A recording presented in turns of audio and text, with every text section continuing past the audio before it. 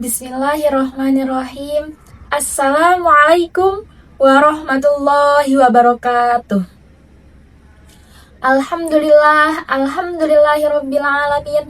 Wassalatu wassalamu ala asyrafil anbiya wal mursalin wa ala alihi wa sahbihi ajmain amma ba'du. Alhamdulillah, pada kesempatan kali ini kita dapat berkumpul di majelis ilmu yang insya Allah penuh dengan keberkahan. Saya, Ratu Siti Fitria Qatrunada, akan membawakan tema kisah. Teman-teman, seringkali kita duduk berlama-lama sembari melihat sosial media, membaca berita yang hanya sebatas dari layar kaca. Namun, apakah ada di antara kita yang mencari tahu tentang informasi yang kita terima? Dan berapa banyak informasi yang kita terima, lalu kita teliti akan kebenarannya? Seiring perkembangan zaman, banyak media-media yang terus-menerus berlomba-lomba membuat headline berita semenarik mungkin, menjadi titik rawan antara kebenaran dan adu domba. Padahal, belum tentu semua berita yang disampaikan tervalidasi kebenarannya. Tapi tahukah kalian teman-teman, tentang sebuah berita yang menyebar luas tetapi tidak tervalidasi akan kebenarannya terjadi pada masa Rasulullah Shallallahu Alaihi Wasallam. Lalu kisah ini Allah abadikan dalam Al-Quran surah An-Nur ayat 15 yang bunyinya, A'udzu billahi minasyaitonir rajim. Bismillahirrahmanirrahim. إِذْ تَلَقَّوْنَهُ بِأَلْسِنَتِكُمْ وَتَقُولُونَ بِأَفْوَاهِكُمْ مَا لَيْسَ لَكُمْ بِهِ عِلْمٌ وَتَحْسَبُونَهُ هَيِّنًا وَهُوَ عِندَ اللَّهِ عَظِيمٌ. Yang artinya, ingatlah ketika kamu menerima berita bohong itu dari mulut ke mulut. Kamu mengatakan dengan mulutmu sesuatu yang tidak kamu ketahui sedikit pun. Dan kamu menganggapnya remeh. Padahal dalam pandangan Allah itu masalah besar.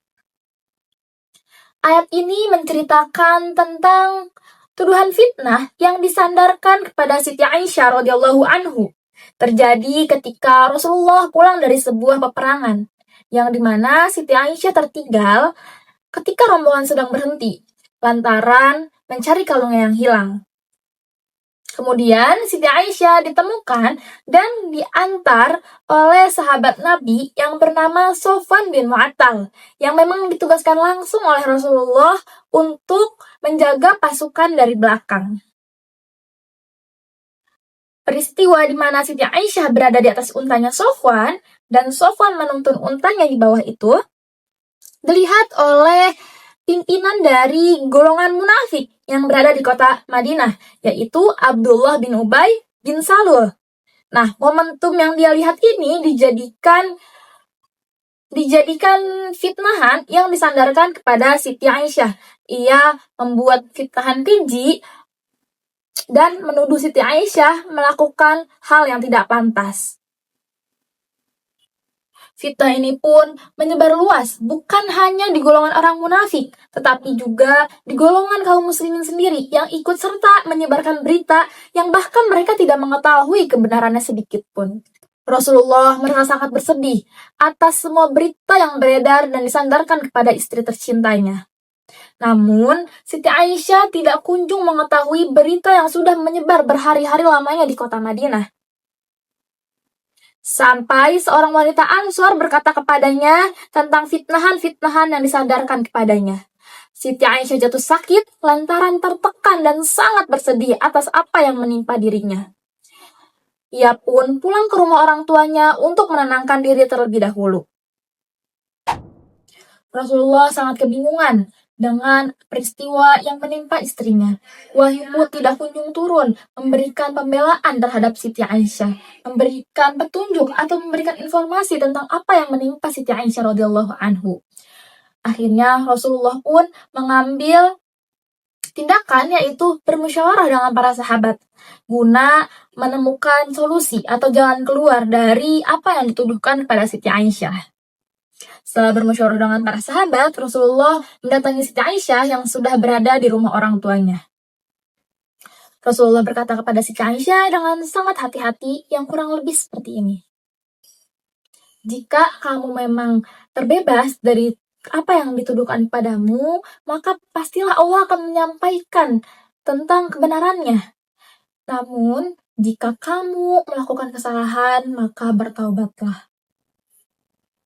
Siti Aisyah mendengar perkataan Rasulullah semakin hancur perasaannya. Bahkan suaminya, ayahnya, dan juga ibunya tidak dapat berbuat apapun kepadanya. Ia semakin meyakini bahwa satu-satunya yang ia miliki hanyalah Allah Subhanahu wa Ta'ala. Ia memasrahkan segala urusannya, ia memasrahkan hatinya kepada Allah Subhanahu wa Ta'ala. Tak lama kemudian, tubuh Rasulullah bergetar. Tubuhnya mengeluarkan bulir-bulir keringat yang dimana ini adalah pertanda bahwa wahyu akan segera turun. Ia menuju ke pojok rumah Sayyidina Abu Bakar dan menerima wahyu. Pada saat itu, wahyu yang turun adalah Quran Surah An-Nur ayat 11-20 yang berisi tentang pembebasan fitnah terhadap Siti Aisyah serta ancaman terhadap orang yang menyampaikan berita tanpa membawa saksi. Setelah 1 bulan lamanya, akhirnya Siti Aisyah radhiyallahu anhu terbebas dari apa yang orang-orang sampaikan terhadap dirinya.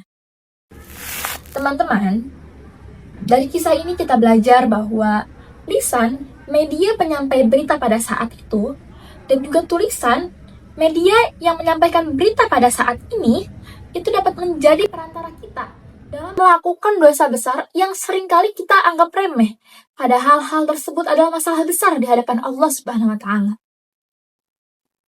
Kita selaku umat muslim harus bijak dalam menerima, merespon, dan juga menyampaikan informasi. Jangan semata-mata langsung percaya. Allah telah mengabadikan kisah ini dalam Al-Quran agar kita dapat memetik pelajaran. Agar kita dapat mengambil pelajaran dari apa yang sudah terjadi. Semoga kita tidak termasuk ke dalam golongan orang-orang yang menyebarkan berita tanpa mengetahui kebenarannya. Sebagaimana hadis yang dikatakan oleh Nabi Muhammad SAW. Man kana yu'minu billahi wal yawmil akhir falyaqul khairan aw liyasmut. Barang siapa yang beriman kepada Allah dan hari akhir, maka berkatalah yang baik atau diamlah. Dan dalam hadis lain dikatakan, al-muslimu man salimal muslimuna min lisanihi wa yadihi. Muslim sejati adalah seorang muslim yang apabila saudara muslim lainnya merasa aman dari lisan dan tangannya. Kedua hadis ini diriwayatkan oleh Imam Bukhari.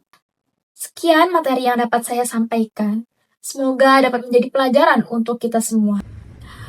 Wallahu a'lam bishawab. Wassalamualaikum warahmatullahi wabarakatuh.